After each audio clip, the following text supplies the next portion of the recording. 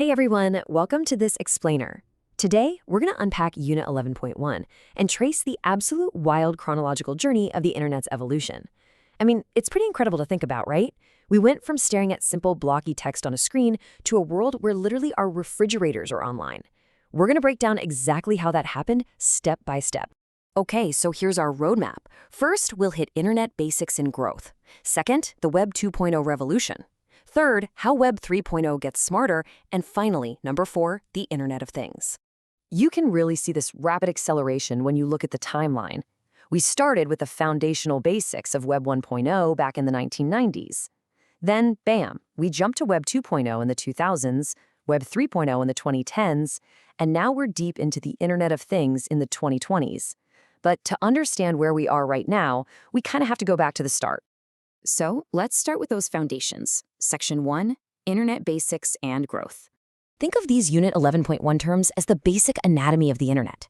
You've got your everyday tools, like email for sending and receiving messages, and the World Wide Web, which is just the space for sites like Facebook and Google actually exist.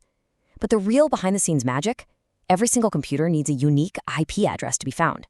And since we're terrible at remembering strings of numbers, we purchased domain names to make finding those computers super easy.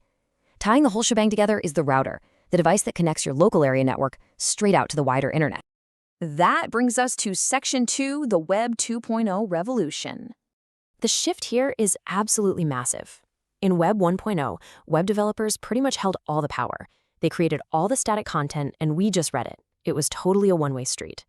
But Web 2.0, it completely flipped the script. Developers stopped making all the content and instead started creating platforms. The result? Users, like you and me, were suddenly the ones creating the content. A perfect, classic example of this is Wikipedia. Think about how you use it. Instead of some small, closed-off team writing an encyclopedia, you've got a massive platform where users themselves are writing, editing, and updating the content. That right there is Web 2.0 in a nutshell. But naturally, there's a catch. With everyone suddenly able to upload content over the last 15 years, the internet just exploded with data. And while having more info is great, it created a huge problem. With so much data out there, how do we actually find what matters without wasting hours digging? To fix this massive information overload, the web had to evolve again. Section 3, Web 3.0 gets smarter. The big takeaway here is that Web 3.0 acts a lot like Web 2.0, but it is way, way smarter. Instead of you manually sifting through millions of posts to find what you want, Web 3.0 uses these incredibly smart web applications. They're specifically designed to find and proactively recommend relevant information directly to you. It's basically like walking into a gigantic, messy library and having a personal librarian instantly hand you the exact book you were looking for. Which leads us to our final era, Section 4, the Internet of Things. This is where the internet literally jumps off our computer screens and spills into our living rooms. We're talking about controlling an entire smart home. Your lights, your thermostat, your locks, all from a single dashboard on your smartphone.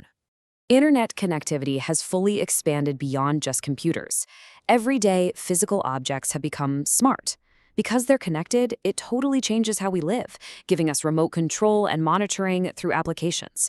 You can literally turn on your AC before you pull into your driveway or check your security cameras while you're on vacation halfway across the world. The internet is now the invisible nervous system of our physical environment. So as we wrap up this explainer on Unit 11.1, I want to leave you with this. We started with basic text emails, moved to user-generated platforms, evolved into intelligent predicting algorithms, and now our physical homes are seamlessly online.